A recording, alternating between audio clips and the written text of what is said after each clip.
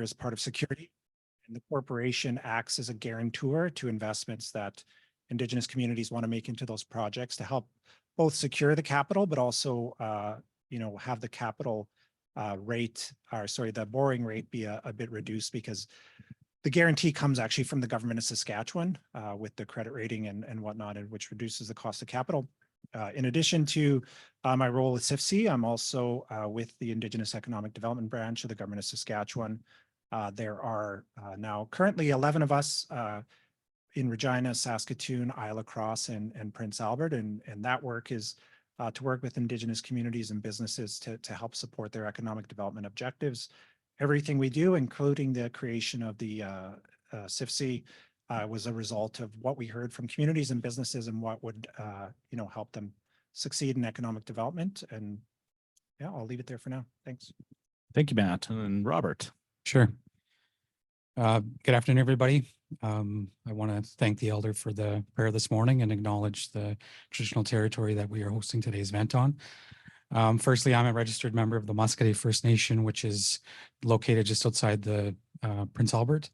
I'm an Edward School of Business alum. I've spent a good portion of my early part of my career in economic development, but spent quite a bit of time in the financial services industry working in commercial lending for various publicly traded FIs.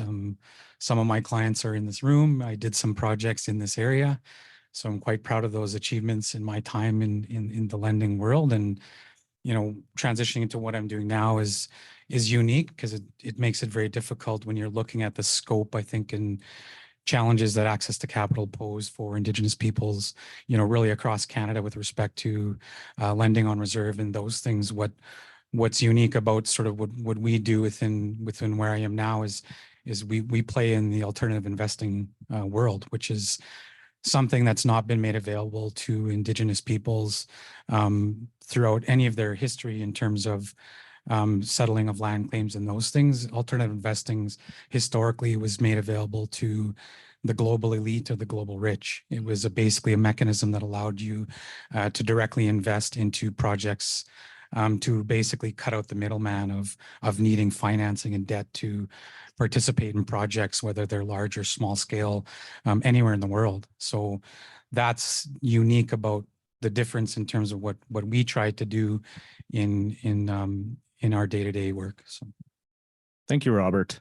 One thing I found interesting or complicated when I joined Pasqua First Nation was really just the barriers to accessing capital. When you're owned by a First Nation, there's not a lot of generational wealth within the nation. A lot of the assets on reserve are Crown assets, and so not a lot to leverage. So I found there has to be really unique solutions to participate in economic development and economic prosperity.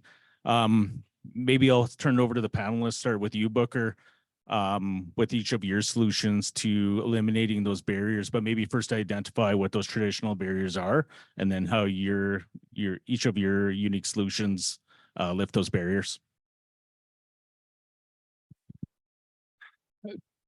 The biggest barriers that I see, and kind of the clients we have that we run into, is just equity. We're in a historical time for First Nations, and just with reconciliation happening, there's all sorts of opportunities for First Nations to have meaningful, not just participation, but ownership in projects. But all of those, really center around being able to put, you want your piece of the pie, you need to put your equity into the opportunity. Fortunately though, the government, the markets, things, there has been a response to that. Matt and CIFC, that exists for that very point, to allow First Nations to obtain equity ownership, utilizing a guarantee for opportunities or projects where, because of a guarantee like that, they wouldn't necessarily have to, pull funds out of programming. We overcome some of those some of those problems when the nations are looking for equity through all sorts of ways. It could be utilizing own source revenues. That could be every First Nation in Saskatchewan has access and shares in gaming. So that's allowed a lot of opportunity in Saskatchewan to occur, for First Nations, just leveraging that gaming revenue long term. That it could be anywhere from that to leveraging trusts, and there's various ways to accommodate that as a senior debt lender. We don't like to, the Indian Act can cause some difficulty for banks, but I think we've proven through First Nations Bank that it's not the barrier that some of the market claims it is. As a senior debt lender in that space, we've never had a substantial credit loss in our history, and we started in '96. That doesn't exist at any bank. That doesn't exist in any credit union. And I think that's just really a testament to how incredible the groups that we primarily work with, and that's First Nations. Yeah, thank you, Booker. And I know working with you and First Nations Bank on our new Pro Metal facility, you did offer us some unique solutions. And even when we're looking at possibly turning the land to reserve land where Pro Metal is, where traditional lenders would not even look at that usually, right? Because it is now not really an asset of the corporation, it is now reserve land. So maybe we'll get into some of that a bit later, but that was really, really promising for us for sure, and dealing with First Nations Bank. So thank you. So Matt, I'll turn it over to you on some of the unique solutions and some of the barriers you're trying to overcome as well. Sure. So kind of as I, touched on in my intro there is, CIFC was created to help, nations and other organizations. I say other organizations, excuse me, could be a tribal council, could be a Métis region, could be a Métis local. But the idea is to help increase access to capital for what we've kind of termed major projects. So the minimum amount of loan guarantee available is $5 million. The maximum is up to whatever is remaining of the initial 75 million that has been approved to be issued as loan guarantees, which on one hand is a substantial amount of money. But if you look at, for example, some of the projects that have been done in Alberta with Enbridge and others, those reach into the hundreds of millions or billions of dollars. So we certainly see CIFC as a valuable tool, but I mean, it is a specific tool for quite a specific set of circumstances.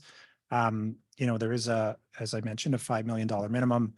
The sectors are natural resources and value-added agriculture. Renewables are eligible in that as well. But the loan guarantee basically means that, a nation would negotiate, deal with, the First Nations Bank of Canada or another lender with the kind of assumption that CIFC would provide a loan guarantee.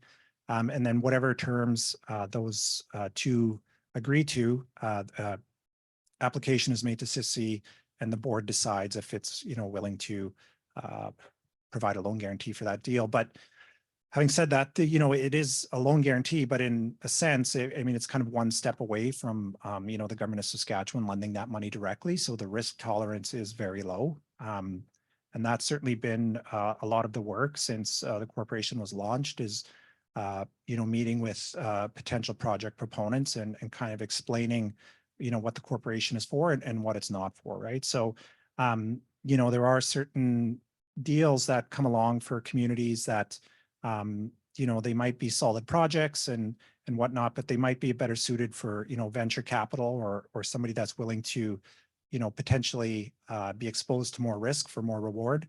And that's not what CIFC is for. So, typically, it would be kind of ideally is so hypothetically, a potash mine in Saskatchewan that's in operation already, in order to advance kind of their efforts on economic reconciliation would say, well, we'd like to sell 5% of this mine to the surrounding members. And they're not doing that necessarily because they need the money. They're doing it because, they feel it's the right thing to do. And the risk profile for that would, likely fit within the SIC criteria. And, the guarantee could help the nations both access that capital and reduce the cost of that capital. So we certainly feel CIFC is a valuable tool for nations to be able to access, but it is quite a specific one and a tool in the kit rather than kind of a tool that can address kind of all the challenges that nations encounter accessing capital. Okay, thank you, Matt. That's great. Robert, I know you've worked directly with communities on accessing some of these funding sources and maybe some other unique solutions.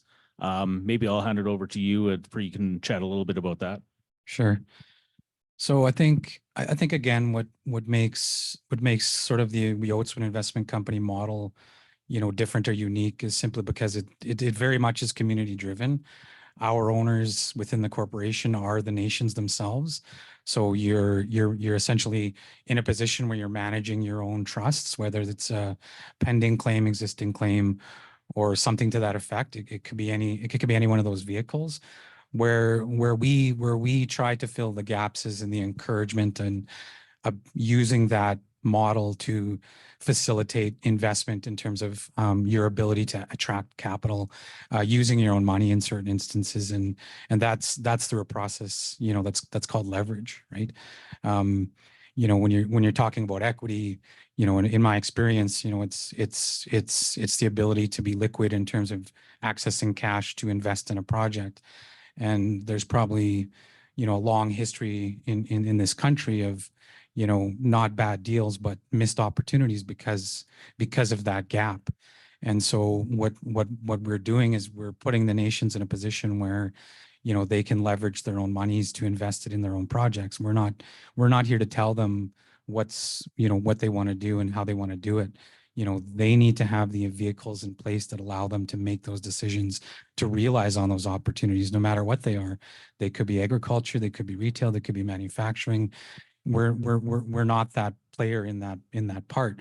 What we do is through their investment management mandates, we help them to create the investment policy statements that allows them to utilize alternative investing, to be able to use that within their own means and for what they want to do, right? So if it's a gas station, then it's providing capital that leverages the ability to obtain senior debt, and we can subordinate that to allow them to give the multiplier effect to meet those requirements of debt to equity ratios and all of that stuff, right? Like that's where we see ourselves, and how that manifests into our space is because of the difficulty it is with how the industry exists today. So unless your investment manager is licensed to do alternative investing, this option is not made available to you.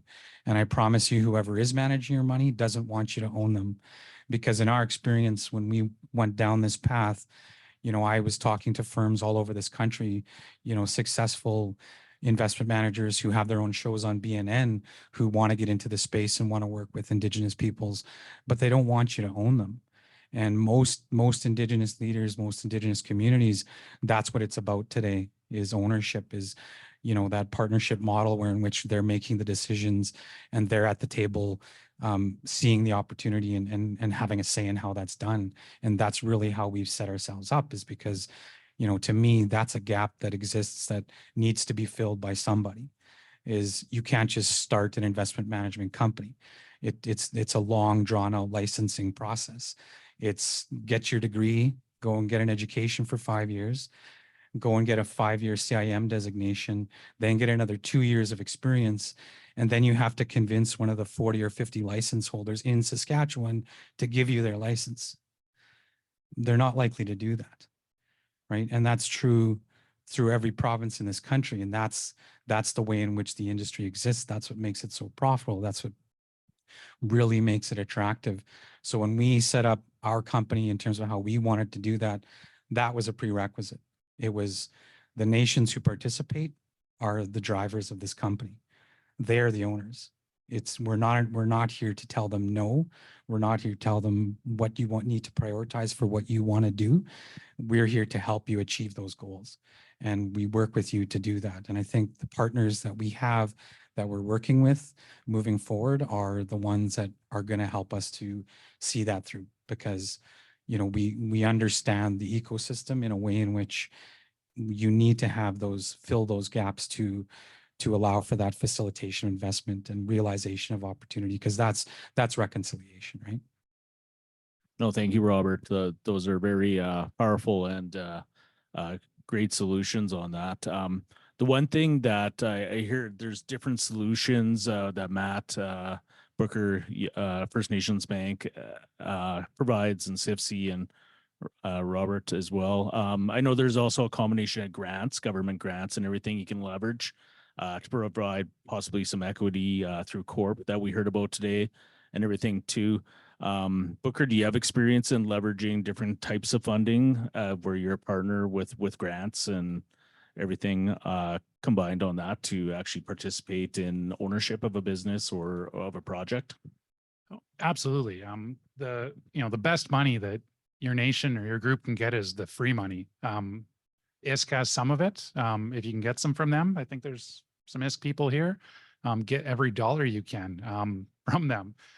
They're popular for a reason. And then there's things between there and just pure grant funding, like, from ISK, and then, senior debt lenders such as First Nations Bank. When you come see me, your next level is going to be, if you have a green energy project, Enercan, you can get some significant, like, project altering dollars through some of those grant sources. So, you can't overestimate the importance of the process and having the right people applying for those types of grants while you're going through your business development process. Next, like, if your project is qualifying, if it's community infrastructure, even has a component of that, you absolutely need to be talking to Canada Infrastructure Bank. If it's community based and, there's an infrastructure component, you can get money for as cheap as 1% fixed over 25 years. If it's ECDEV related, it's, it can be around 3 to 3.5% for locked in for 25 years. I can't do that as a senior debt lender. Our cost of funds is more than that. I don't think anybody else can, but if you can get that for a portion, that really just changes the entire dynamics of your business plan and could turn an idea that just doesn't work into an idea that works and will get off the ground. So you need to access all of those various avenues of funding, and certainly the less expensive ones first. And, as at First Nations Bank, we view, a lot of those, I think a lot of our competition would view CIB as a competitor, knowing that, hey, if you go get $1 million from CIB, it's not $1 million that I'm going to lend you.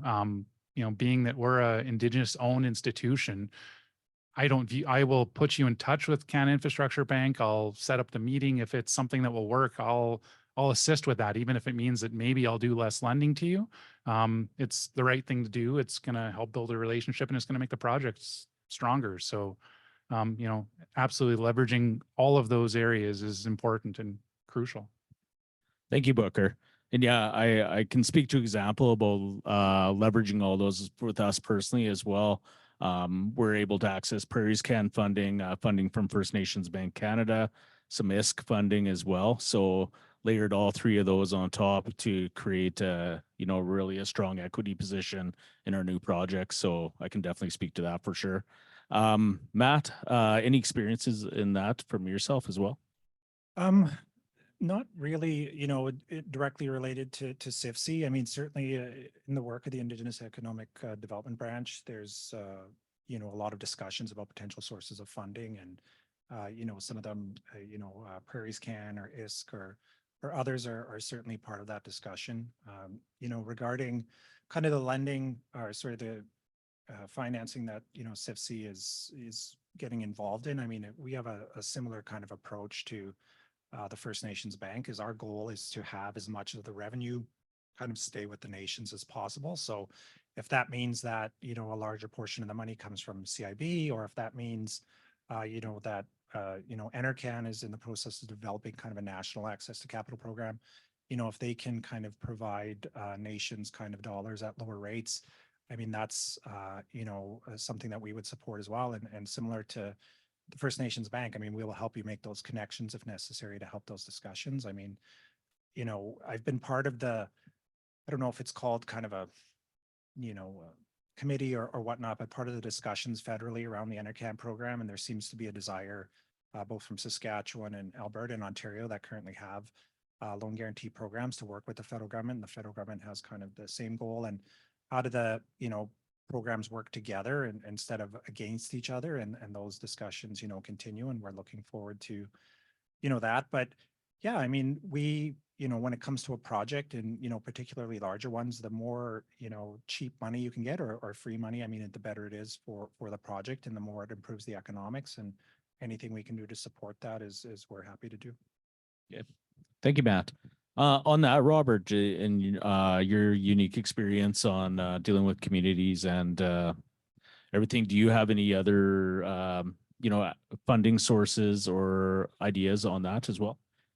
You know, I think one of the key timing is a big issue in how we do business in Indian country. Everything takes longer, whether that's at the planning stage or regardless of the industry or project that you undertake. I think we can spend a lot of time chasing money that we may not be eligible for, which in and of itself could essentially make or break that lost opportunity.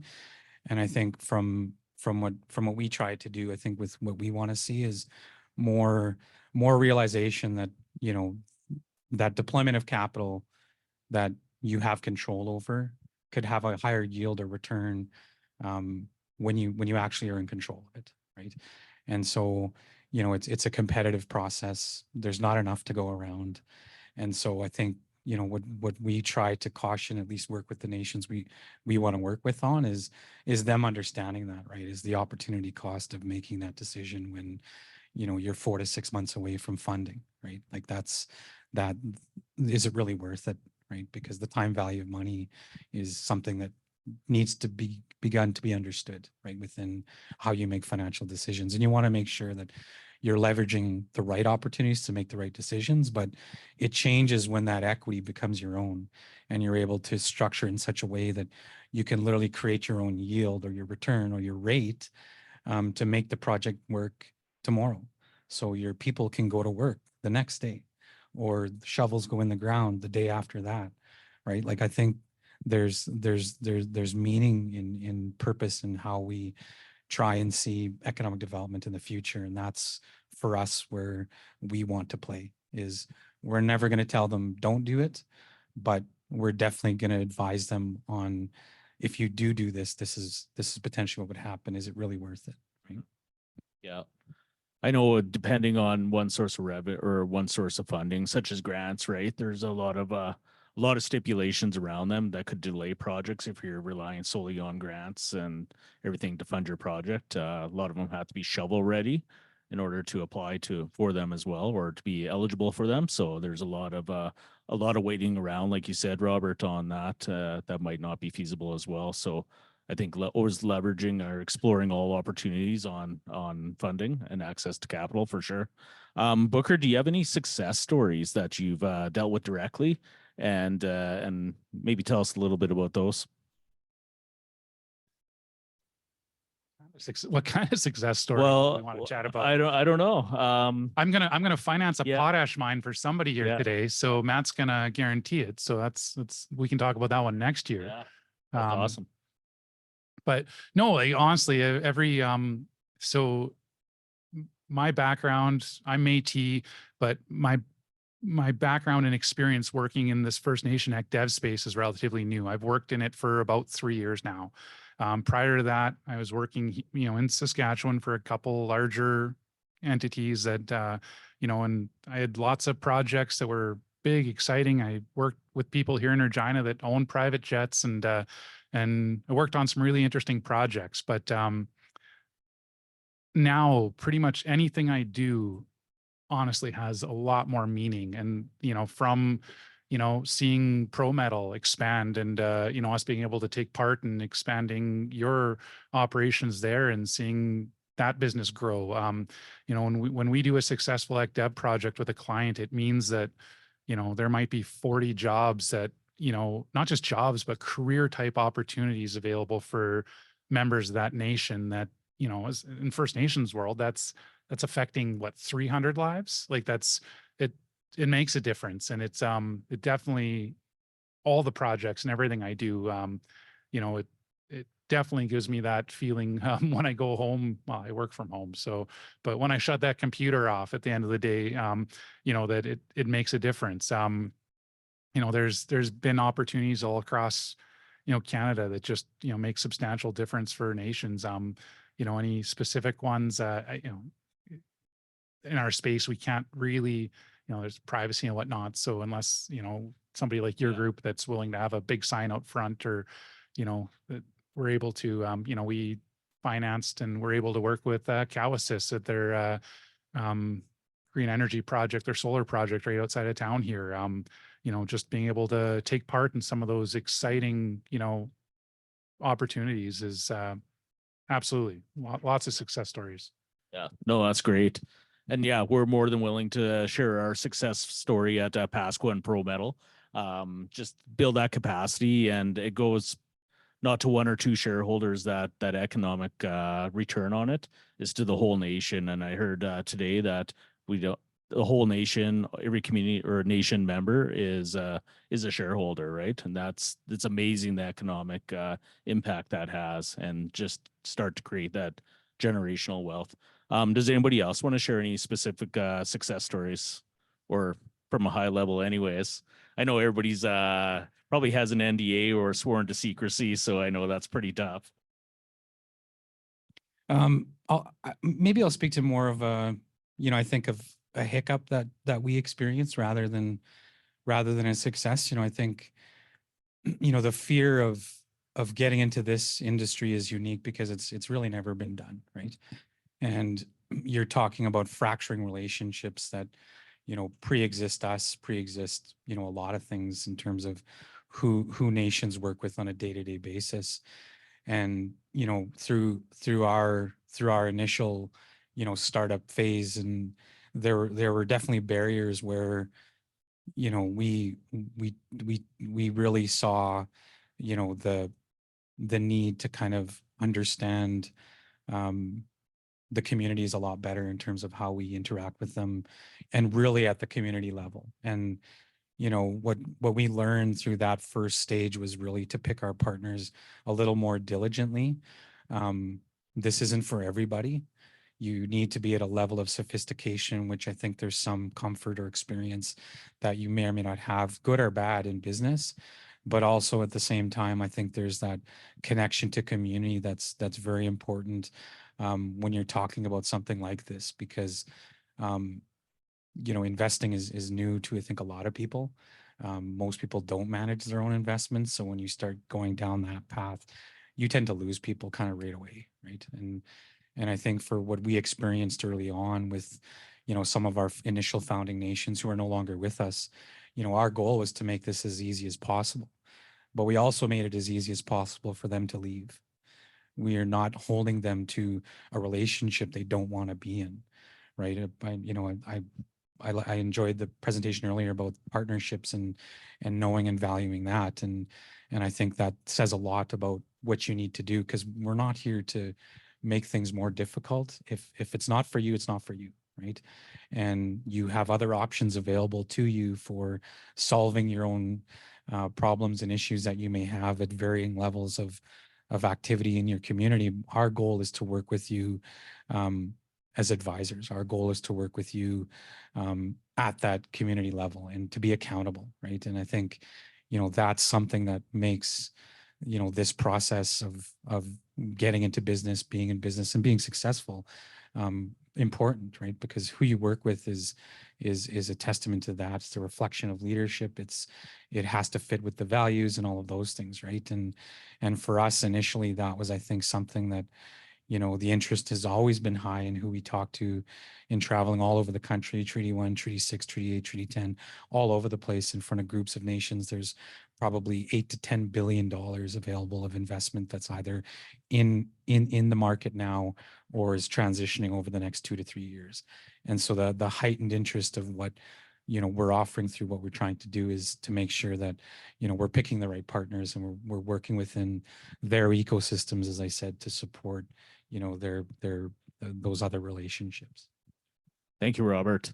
Maybe at this time we have a wealth of information or wealth of knowledge up here open up for some questions in the audience for these gentlemen.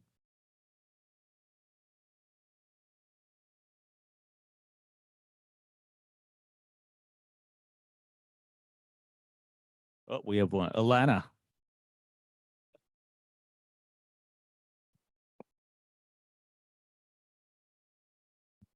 My question is actually for Booker.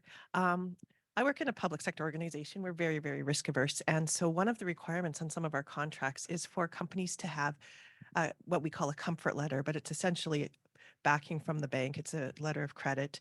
And that can be very difficult for Indigenous companies to attain. Partly, sometimes there may be they don't own the assets, the band does, and also sometimes they're just smaller startup companies. Is there tools that that are available, and is there different ways First Nations Bank can assist in those situations? That's a very good question, and it's honestly a significant barrier for a lot of Indigenous owned, whether it's privately or nation owned businesses. To get a lot of these types of contracts, especially public sector, yeah, there is just that requirement for a letter of credit. And for those that don't understand what a letter of credit is, it's essentially, almost think of it as a bearer bond. It's a letter that Mark comes to me and says, I need a letter of credit because I want to bid on this contract. It needs to be for $1 million. Me as First Nations Bank has to sign that letter and give it to Mark, who then is going to give it to whoever he's working on this contract with, that says, no matter what happens, if I give you this letter back, you're going to give me $1 million in exchange for it. So for me to have comfort doing that, I need to know that, like, no matter what happens, and these can last a long time, that, even if things go bad, I have to be comfort. I'm going to give out $1 million when requested, or whatever that letter's for. And so as bankers and the senior debt lenders, we really need to, you're not just looking at what's happening right now, but where is that business going to be in the future? And it's, predicting the future is difficult. And so for most lenders, banks, to issue a letter of credit like that, you need some really solid security. And most of the time it's either really good quality mortgage security, or better yet, cash. And so there are different bond arrangements and whatnot that are out there that I'm not as familiar with, that I know private organizations utilize to meet some of these requirements. And but just for whatever reason, I know that those programs are more difficult for nations to access. So yeah, I really think that if a group government is serious about Indigenous procurement and actually serious about it, they need to look at their requirements for bonding or issuing a letter of comfort, because that is a significant restriction, and that can just at times completely wipe out a nation or a Indigenous owned business's ability to compete on a project otherwise they might be fully able to meet and participate in. So I don't know if that quite answers your question, but yeah, we don't have any specialized things that would give us a big advantage over, for that type of product versus, a Royal Bank, a TD, RB, any of the other competitors. We help with it, but it's not easier to get through us than it might be elsewhere. Thank you. Thank you, Booker. Any other questions?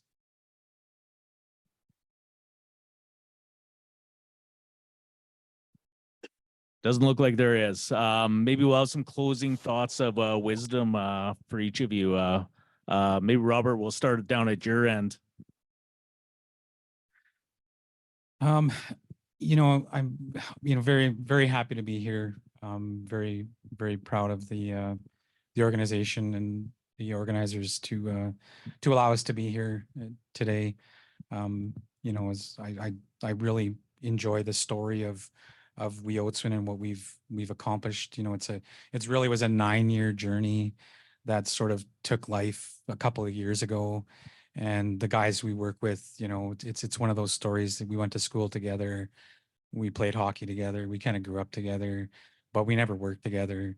And in the end, when I'd sort of transitioned out of my career in banking, it was kind of, they were talking about, well, you can come on and we'll bring you on and we want to get into this. And it was really that critical point where, you know, I've told them, like, it was that conversation, you know, on the golf course where we're just catching up, and you're telling me, you know, what other firms are all about, and you're not listening. You know, I'm telling you, they don't want to do business with you because it's nothing to do with whether you're good. It's all about ownership, right? And it's exciting to see sort of the you know, the successes that are happening, you know, in this region, in this area, but all over Canada for that matter. And it's exciting that, you know, we have institutions like, you know, the First Nations Bank and its long history. I was there for a short time when they transitioned away from TD, and I have a lot of funny stories that I could tell you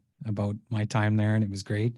And to see what the province is doing, stepping up with respect to supporting, you know, our companies to be successful is how we're going to see things move forward in the future. And, you know, really for us, you know, we see ourselves being one of those successes in the future, and we hope to continue to do more and support gatherings and things like this. So thank you. Thank you, Rob. Matt, closing thoughts? Thanks. You know, I would just say, you know, there are more tools to help, you know, Indigenous communities and organizations access capital than there's ever been before. You know, when it comes to, you know, a natural resource or value-added agriculture project that is either, you know, existing on your territory or is being planned for your territory, when you're talking to those companies, ask them if they're willing to or have a discussion around selling a portion of ownership to you. And if they are, and hopefully they are, I mean, we'd be certainly happy to help you, you know, kind of navigate that process and support you in any ways we can, but also, you know, as I referenced, you know, connect you with others who may be able to help, you know, you achieve those goals. I think, you know, ownership of projects that are generating revenue on your own territory is, you know, a very reasonable thing to seek, and there's immeasurable benefits to the non-Indigenous companies as well. And as time continues to, you know, kind of pass, I think more and more people are realizing that. And so both, you know, like I said, with existing projects, but new projects, I think the equity discussion is going to be part of all those. And, you know, I would just encourage, you know, nations to be bold in making that request. And we're happy to help you any way we can moving forward. Great. Thanks, Matt. Booker. Economic development is, you know, just, it's crucial for nations to, you know, just take that seriously. Own source revenue is what's going to make the difference for every nation, you know, the quality of life for their members. You know, as we know, we have a government that said that every nation is going to have clean drinking water. That hasn't happened.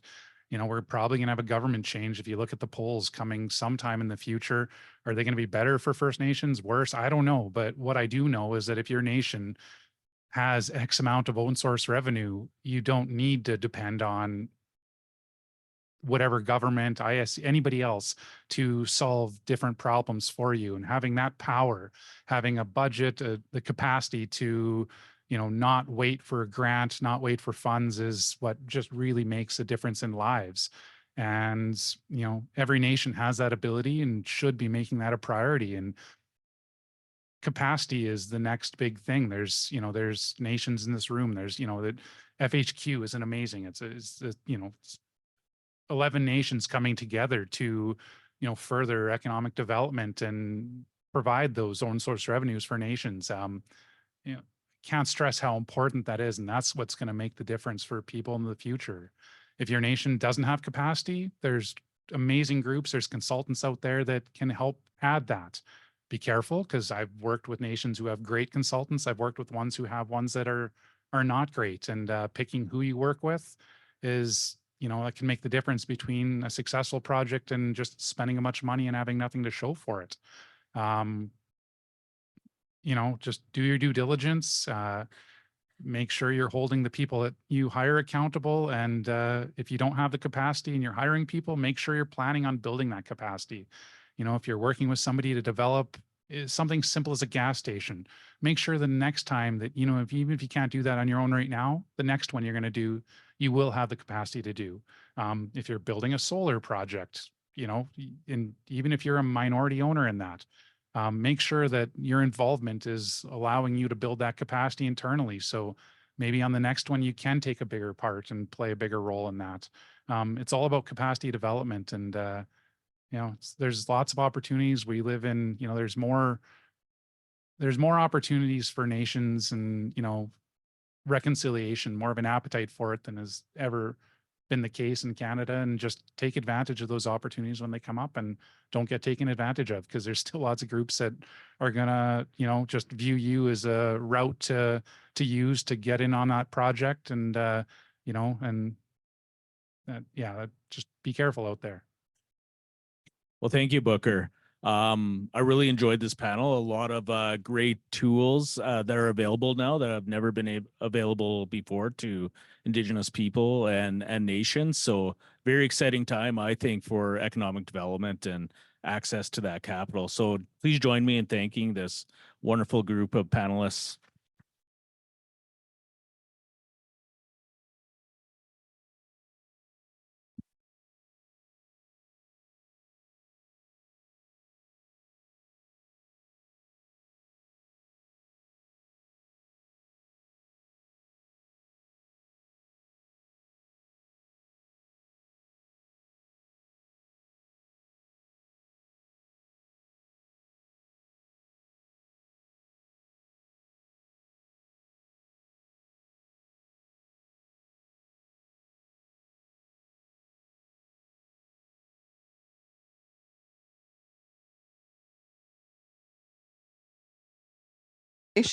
Ooh.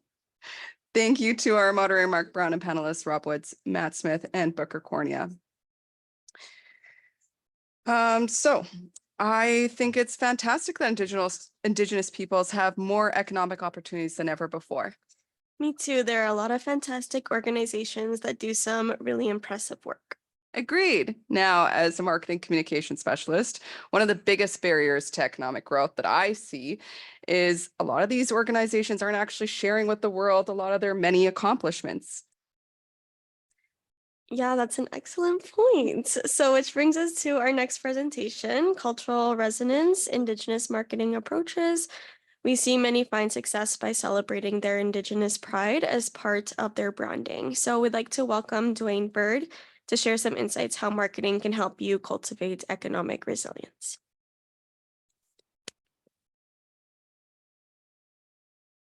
Oh, so cute.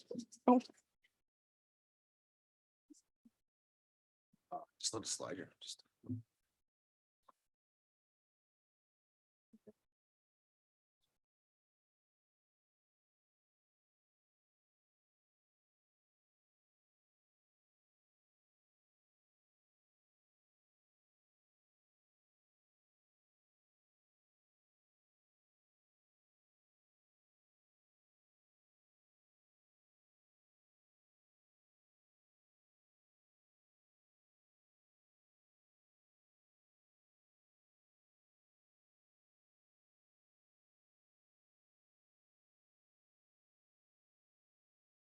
So you gotta press that.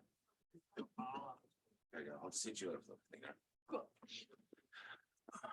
Watch everyone. I know it's been a long day, so we had some great conversations, cross funding, capacity building, First Nation developments, Indigenous entrepreneurship. So my name is Dwayne Bird. I'm from Pegasus First Nation.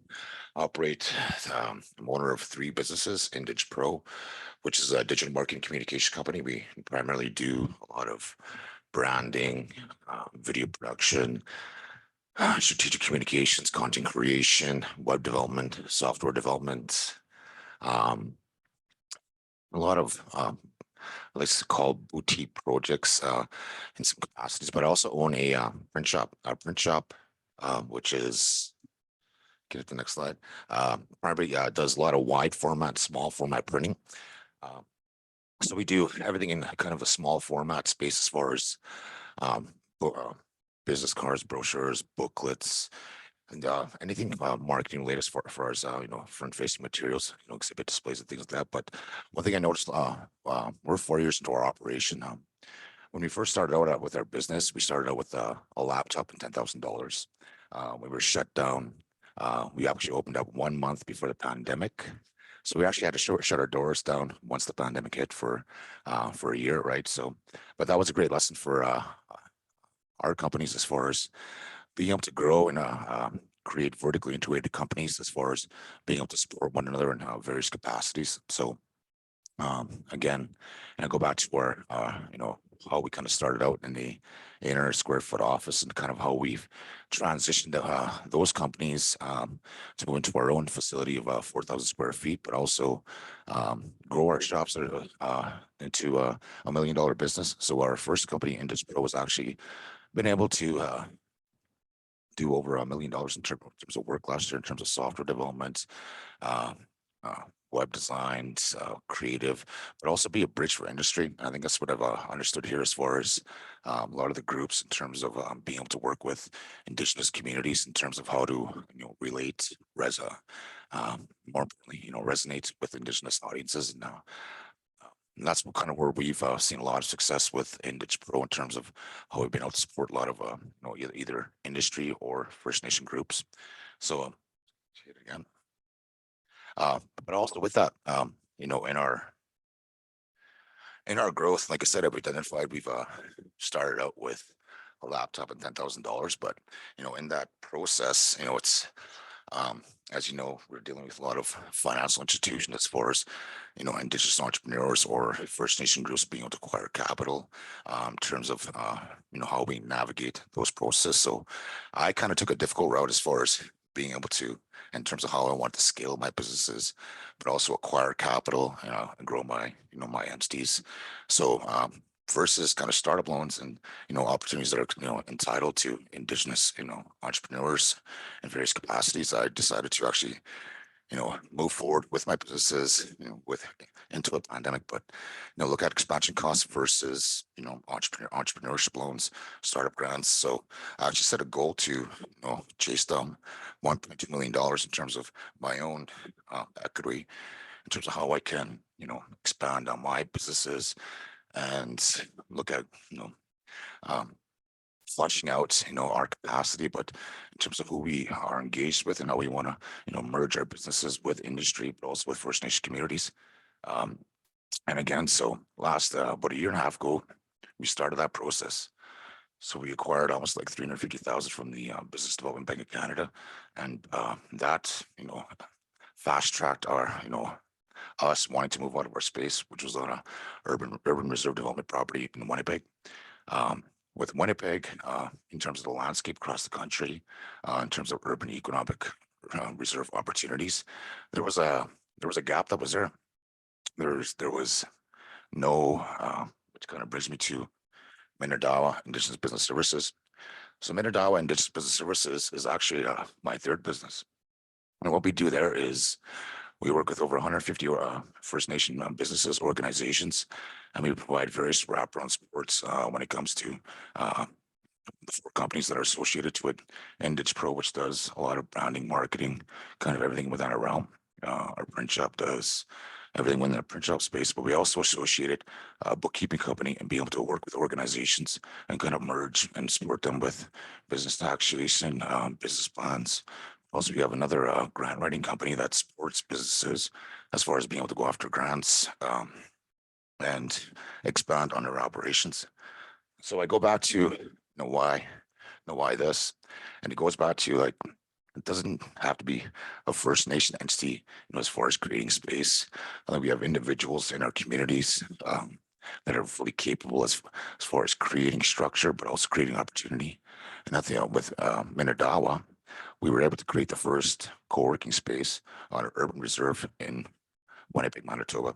Now we see a couple models like that out there right now, but for us, it was about creating opportunity, creating space for other Indigenous or entrepreneurs to kind of come into a space where we can kind of remove that brick and mortar in terms of them trying to start capacity on whether it be in the city of Winnipeg or just operating as an extension of their business. So, but what I didn't know was what I was creating was an ecosystem. So now we talk about ecosystems in terms of how we support those, and we also see those out there, much like, let's say, the East Indian community in terms of how we support, whether it be plumbers, carpenters, or if it's insurance agencies, or if we have, car dealerships. So what I found out when we launched Minadawa is across our tiers, if you notice there, I'm not sure if you can see there, but we offer monthly memberships anywhere from $300, $500, $700 on a monthly rate. Now, some of the organizations we do work with, in terms of those tiers there, we provide discounts across our services as far as 10%, 50%, 20%. We also provide various administrative amenities from professional toll-free numbers to a professional address on our urban reserve with a mailbox. So, but also with that, we have a co-working space where our members are able to come in, rent out the space. We have monthly workshops where we would produce various initiatives with their members as far as Indus Pro coming in doing a workshop on branding 101, or we might do something on marketing 101, or Print Shop will come in and do something on, merchandising and sales. Yen's bookkeeping will come in and do something on how to file your taxes, with young entrepreneurs in terms of how to. We don't have that capacity and infrastructure and support that's there, and then Alma Pies will come in and do a presentation on grant writing, proposal writing, how to, actually apply for grants. But within that space, what I found out it was, again, you look at some of the spends that we're doing across the board, and I'm going to point out one client. A client on a $700 level is about $8,400 on a year in terms of costs on a membership level. But with their discounts, what we're able to do there is we're able to work with organizations.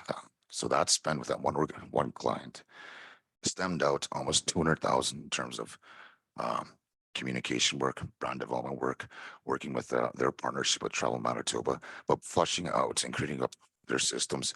So that 200,000 is actually reflective of $275,000 because they get a 20% discount across the board. So what we've been able to do is create an ecosystem of businesses that support one another in various capacities.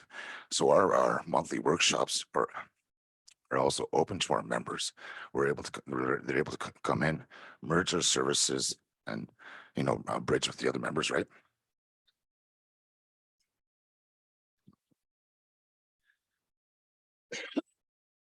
But we come here to talk about marketing. What does marketing look like, right? So I'm just going to kind of walk through a organization very similar to CEIF, an organization that I'm working with as far as back home. How do we leverage tools, technology, infrastructure, but also look at, how does big business move and how do they create and what are the strategies that they do as far as being able to implement. So I'm not going to take too long on this, but you can kind of, if you just want to hit the slide like every 3 seconds, I'll be good at that. I don't expect you guys to read all this, but I'm going to walk you through how we got to be thinking about strategies, how we got to be thinking about our demographics, and also how do we address infrastructure. When we look at websites, we have various formats that are out there: Wix, Squarespace, WordPress. But the big thing as marketers and communicators, what we need to be thinking about is data. So it's not just front-end websites that we're just creating as far as throwing up a website. Well, there's actually a ton of data behind what we develop, implement systems as far as websites, but we also look at infrastructure changes as far as being able to take that user story. So in the case of First Peoples,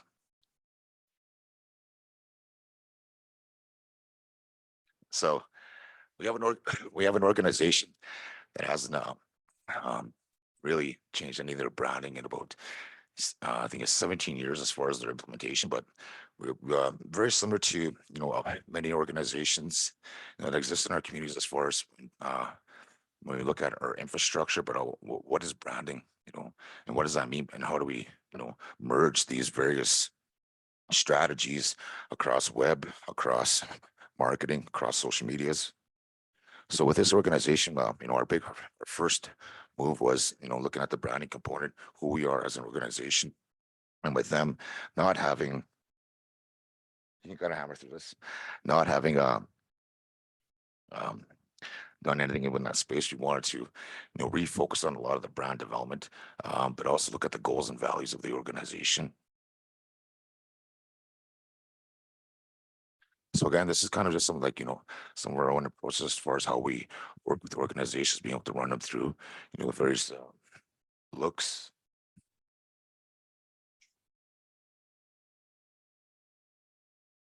And I was going to stop right here. And this goes right back to, how does big business move? And that's looking at, the tools and what is technology, where is it at here today? And I think we're in a really exciting time as far as when it comes to spatial computing. You see the Apple roll out this new thing like this. There's going to be a lot of whole new advancements as far as within AI. We're already using AI within some of our app development. So before I spoke about expansion, and I spoke about investment. Last year I made a personal investment of close to $175,000 as far as flushing out our own headless CMS, which is our own web framework. So when I say Wix, Squarespace, platforms like that, we've actually created our own platform. And this is primarily because we want to house our own systems. We want to retain our own data. We want to put our clients in a position where we can actually, work in real time with data when it comes across web, when it comes across databases. So, and again, what does database development look like? And, how do we merge that with our organizations? And what does that do as far as, when we look at, those types of infrastructure needs? Well, really, it's looking at the process of our audience. What is that story cycle like for an applicant of an organization that is when we still work off paper formats, Excel sheets, but we're also deal with funders as well, and being able to merge actual true data, where our organizations are at, where our bottlenecks are at, but also how do we better improve our own processes and systems. So with an organization like this, but also with many First Nation communities or businesses, it's being able to, like I said, leverage systems and leverage technology for what it is, and being able to merge those and put our organizations in a position where we can, make actual true decisions based on consensus, based on data. But again, we're able to identify, again, data points across, various components, whether it be back-end infrastructure, front-end infrastructure, but also even how we utilize, our channels like social media components. But again, you can kind of run through this one pretty quick. So again, when we define, marketing, resonance, it's about, in my terms, and how I look at it is, it's about being able to see yourself, in that creative, and that's how a lot of our First Nation people is. So when it comes to whether it be industry working with, First Nation groups or even First Nations, trying to bridge with audiences, it's about being able to see ourselves in that, in those front-facing materials, or in a lot of the initiatives that we're trying to push, whether it be industry looking to bridge, work with Indigenous audiences, build consensus, but it's when I come back to our with our groups here, businesses, it's also about building out systems and utilizing tools and technology infrastructure, much like how big business moves as far as being able to bridge those the assets, technology with First Nation groups, and be able to, when it comes to marketing strategies, whether we're handling insights, or whenever we're breaking down our projects. So when what we have here is we're taking an organization, completely through, and we're being put in a position where, being able to be educated in terms of what the organization wants to accomplish as far as its goals and objectives with the institution that we have here. Their main goal is to increase funding to First Nation entrepreneurs, but we're also working with an organization that has a lack of infrastructure, but also a lack of brand development, and also a change of leadership. So it's an exciting time to kind of come in and be able to structure strategy, but be able to build out strategy and various components and how they're all tied together. So with this organization, again, we've be able to go in, identify the demographics, the geography, of the business, identify, media trends. You keep going. And to break it right down, in terms of who our audience is, marketing is really, identifying, what is, who is your audience, but taking a really analytical look at that audience and breaking out, personas. Keep going through. So in this case, the case of this slide here, there's 6 main pillars in terms of who their audience is. There's first time business innovators, entrepreneurs. There's also established communities. There's also partnership building. There's also existing businesses as well. So again, I'm just kind of rifling through this, but this is when we look at tools and systems that are needed in place for, that we for to develop, strategies, infrastructure, campaigns. Right there. I'm back. Sorry about that, guys. I gave him a PDF talk to me, not the PowerPoint. But again, with that, you know what? It's when we talk about resonating, a big part of that is, again, it's positioning. It's being able to, like I said, have trust with our audience. It's also being able to have flexibility in our branding. So as I've identified, the main goal of the organization was to increase loans and funding, increase brand awareness. But what we've been able to do was been able to position the organization as the growth partner for both First Nation entrepreneurs, First Nation businesses, and ultimately build out again components that we've identified as far as what's required in order for us to move when we build out. When you look at, you went too fast there, sorry. Sorry with that. Again, I spoke a lot about infrastructure developments, and I spoke a lot about data points and being able to merge various strategies across the board. Again, web development is a big component that I think is really that we missed the gap on in our communities in terms of the analytics and the power that is behind a lot of the data that is there.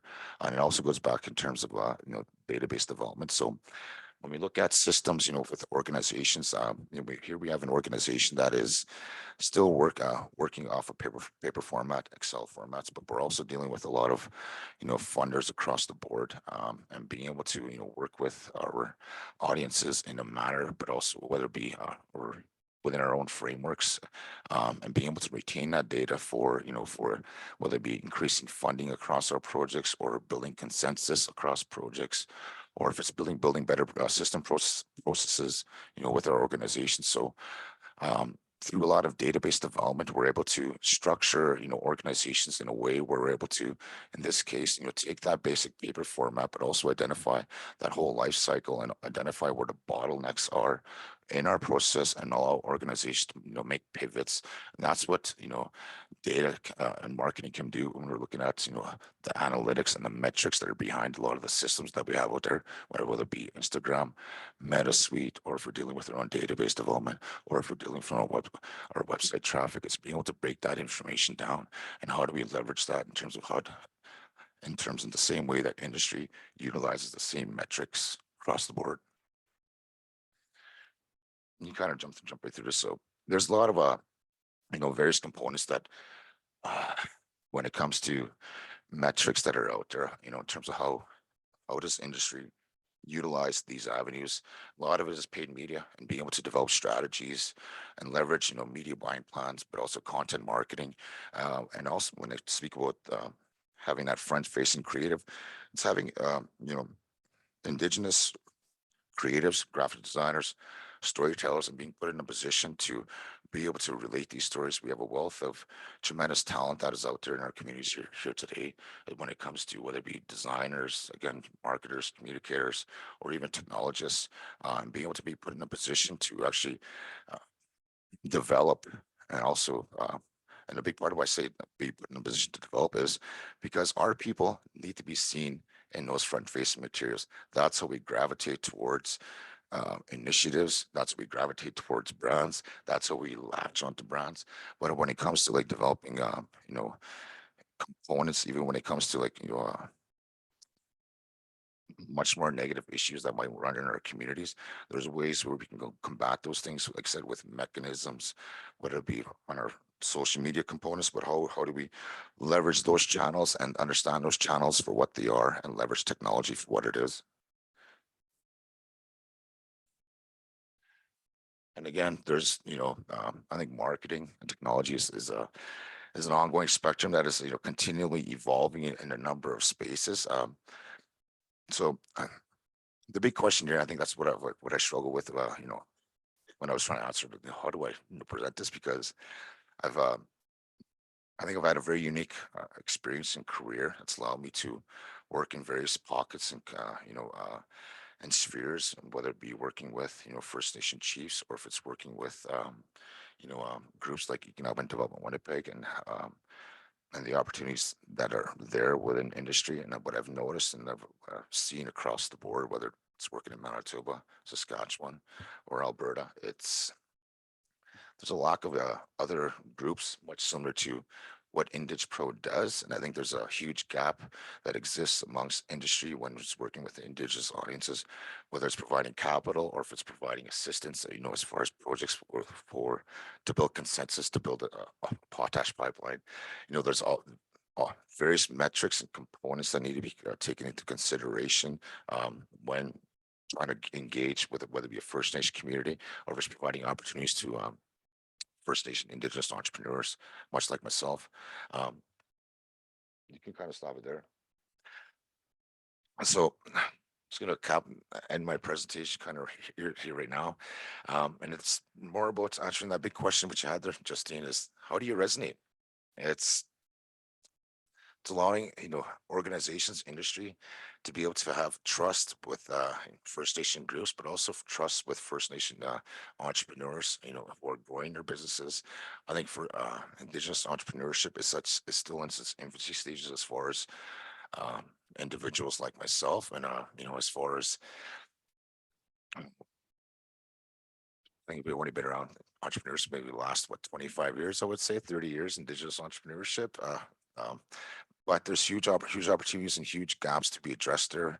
And that goes down to, like I said, bridging gaps and putting people into positions, much like groups like Indig Pro, are being able to service work that is out there in our communities. So with that, thank you.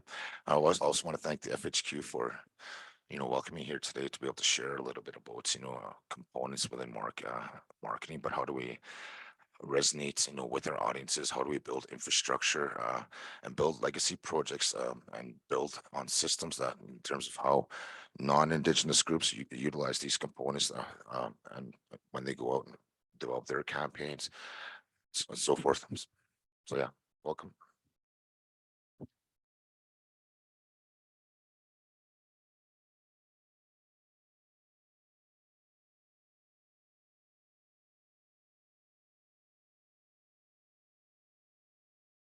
Ooh, he's tall.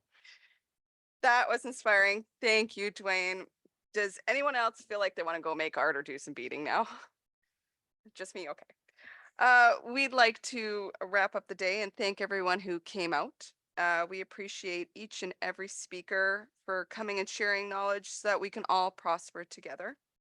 And we'd like to thank our sponsors one more time. So our presenting sponsor, Indigenous Services Canada, ISC Advocate sponsor, First Nations and Métis Health, Health Break sponsor, Enbridge, lunch sponsor, Great Plains Contracting, networking sponsor, Tourism Saskatchewan, media sponsor, Saskatchewan Indian Gaming Authority. Our partner sponsors, Blue Earth Renewables, First Nations Bank of Canada, PCL Construction, and Topa Contracting. And our corporate sponsors, Vertis Group, C3H Hotels, Scotiabank, Royal Bank of Canada, Farm Credit Canada, Edward School of Business, and Concerta Trust. And again, thank you to ISC for presenting this event with us. I would also like to thank the team at FHQ Developments and Takata HR Solutions for whom their support has made today possible. And thank you to 11 Events for helping us with such an amazing event. And Atlas Hotel for hosting us. And also, just can we all give Teeny an applause because she was a wonderful lead for this event. This has truly been a day of collaboration, and we hope you're all able to take away from today in a way that allows you to cultivate economic resilience in your future efforts. Thank you.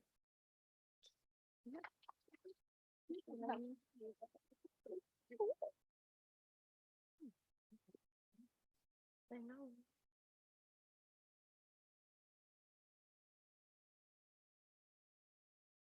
I don't know why, but making that cute little beading comment made me nervous as heck. That's always the off script ones, you know? Right?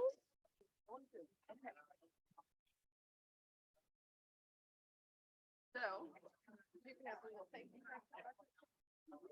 But, no,